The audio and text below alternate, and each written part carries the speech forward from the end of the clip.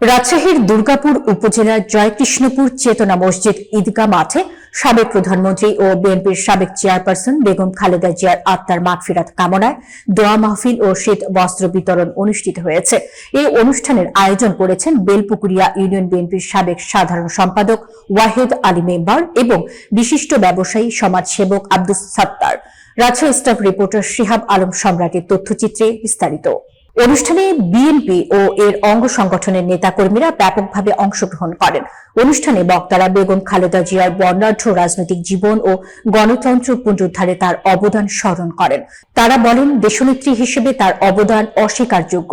দেশ ও জাতির কল্যাণে তার ইতিহাস গৌরবময়। প্রেসিডেন্ট ও অনুষ্ঠান পরিচালনায় উপস্থিত ছিলেন উপজেলা কৃষক দলের আহ্বায়ক আব্দুল হান্নান, উপজেলা বিএনপির সাবেক সাংগঠনিক সম্পাদক হাতেম আলী মাস্টার, দুর্গাপুর পৌর বিএনপির সাবেক সাংগঠনিক সম্পাদক আখতারুজ্জামান লাভলু এবং ওয়ার্ড বিএনপির সাবেক সভাপতি আহাদ শেখ।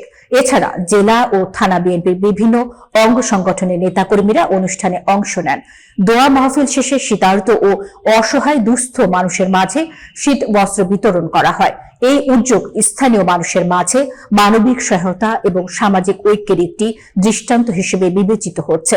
উপস্থিত নেতারা খালেদা জিয়ার রুহের মাগফিরাত কামনা করেন এবং দেশ ও জাতির কল্যাণের জন্য দোয়া করেন।